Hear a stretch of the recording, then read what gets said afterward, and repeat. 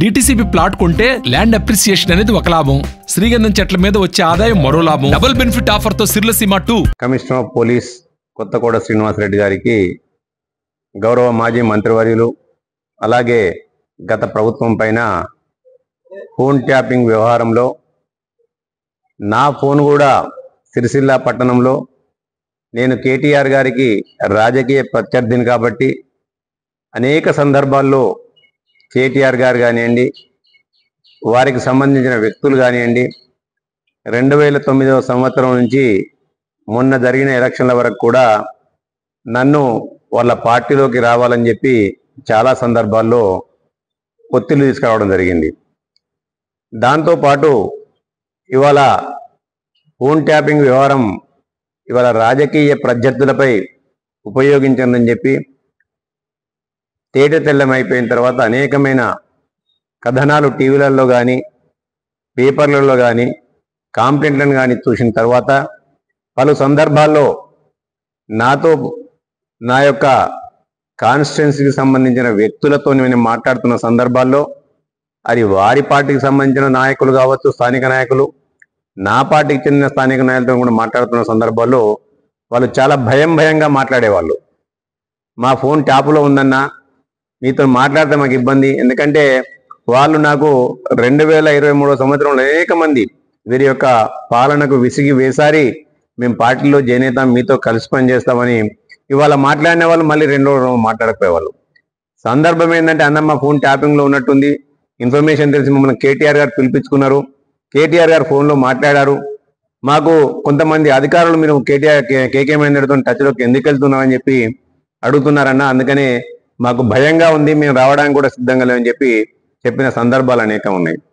ఇలా బాధ ఏంటంటే, తెలంగాణ ఉద్యమ సాధన కొరకు, తెలంగాణ రాష్ట్ర సాధన కొరకు నారు పోసింది మేము, నీరు పోసింది మేము, దాన్ని పెంచి పెద్ద చేసి తెలంగాణ ప్రజలు స్వేచ్ఛాయుత వాతావరణంలో తమ జీవన విధానాన్ని కొనసాగించుకోవాలని, తమ వారి బతుకులు బతకాలని చెప్పి ఇలా తెలంగాణ రాష్ట్ర ఏర్పాటు కొరకు మేము అనేక రకాలుగా కృషి చేసినాం. ఇలా తెలంగాణ ఉద్యమకారులం అన్న సోయి కూడా లేకుండా, మా పైన గౌరవం కూడా లేకుండా, కేవలం వాళ్ళ రాజకీయ లబ్ధి కోసం, వాళ్ళ స్వార్థ ప్రయోజనాల కోసం ఇవాళ మా ఫోన్లను కూడా ట్యాప్ చేసిందంటే ఇలా వాళ్ళు ఇలా సిగ్గుతో తలదించుకోవాల్సిన అవసరం. ఇలా నిజంగా కూడా ఇంత నీతి బాహ్యమైన అంబేద్కర్ గారు రచించిన రాజ్యాంగాన్ని తుంగలో తొక్కుతూ ప్రజాస్వామిక హక్కులను, పౌర హక్కులను, ప్రాథమిక హక్కులను అన్నింటినీ కూడా ఇలా భంగం కలిగిస్తూ ఒక నియంతృత్వ పొగడతో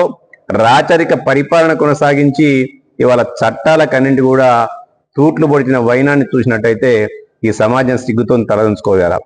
రాజకీయ ప్రత్యర్థుల ఫోన్లు ట్యాప్ చేస్తే సరే చేసినలే అనుకోవచ్చు, కానీ అనేక మంది సెలబ్రిటీస్, ఎందుకంటే ఆ పేర్లు తీస్తే నేను బాగుండదు, ఎందుకంటే సభ్య సమాజంలో నేను ఒక సభ్యుణ్ణి, అసభ్యంగా నేను మాట్లాడలేని ఇవాళ అనేక మంది సెలబ్రిటీల యొక్క ఫోన్లను ట్యాప్ చేసి వాళ్ళ స్వార్థ ప్రయోజనాలకు ఏ విధంగా వాడుకున్నారో, ఒక జుగుత్సాకరమైన వాతావరణాన్ని ఏ విధంగా వాళ్ళు ఈ రాష్ట్రంలో నెలకొల్పినరో, అయ్యను తప్పిస్తే కొడుకు, కొడుకును తప్పిస్తే బావ, బావను తప్పిస్తే తమ్ముడు ఏ విధంగా వాడుకున్నారు.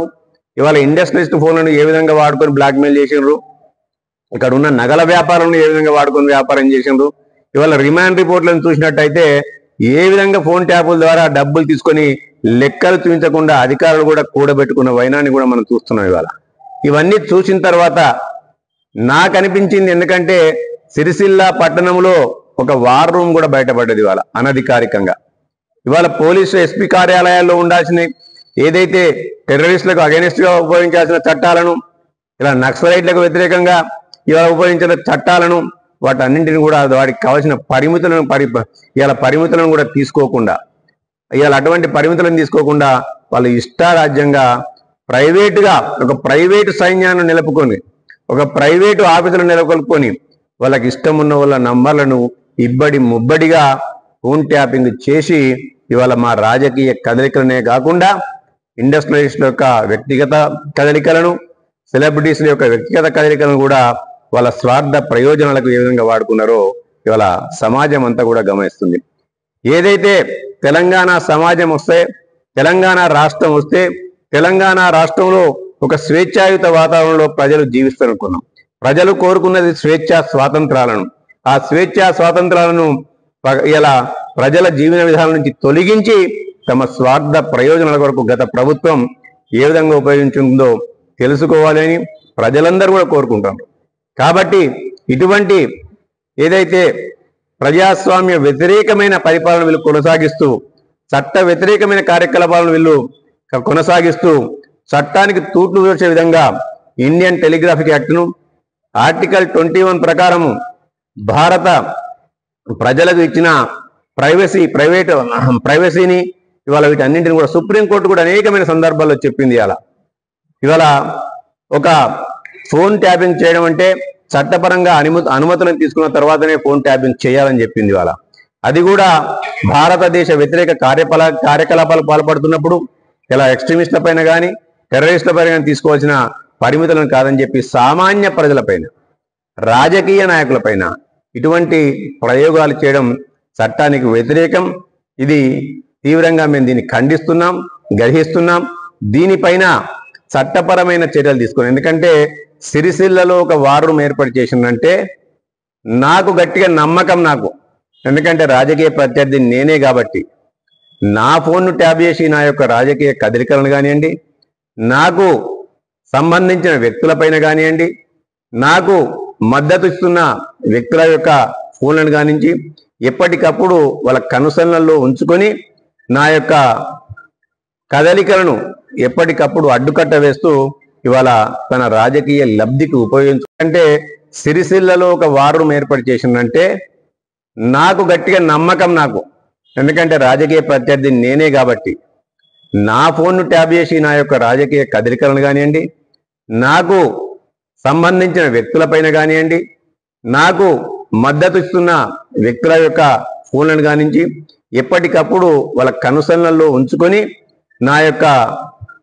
కదలికలను ఎప్పటికప్పుడు అడ్డుకట్ట వేస్తూ ఇవాళ తన రాజకీయ లబ్ధికి ఉపయోగించుకొని నన్ను రాజకీయంగా కట్టడి చేసే దురుద్దేశం కొద్దీ అక్కడ ఒక వార్ రూమ్ను అక్కడ ఏర్పాటు చేసిన నేను గట్టిగా భావిస్తున్నాను. కాబట్టి ఇవాళ వాటిపైన తగిన చర్యలు తీసుకోవాలని, నిష్పక్షపాతమైన ఒక ఎంక్వైరీ చేయాలని చెప్పి ఇలా గౌరవ సిపి గారిని కలిసి నా యొక్క వినతి పత్రాన్ని ఇవ్వడం జరిగింది. మరిన్ని వీడియోస్ కోసం ఛానల్ ని సబ్స్క్రైబ్ చేయండి, లేటెస్ట్ అప్డేట్స్ కోసం వాట్సాప్ ఛానల్ ని ఫాలో చేయండి అండ్ లింక్ డిస్క్రిప్షన్ లో ఉంది.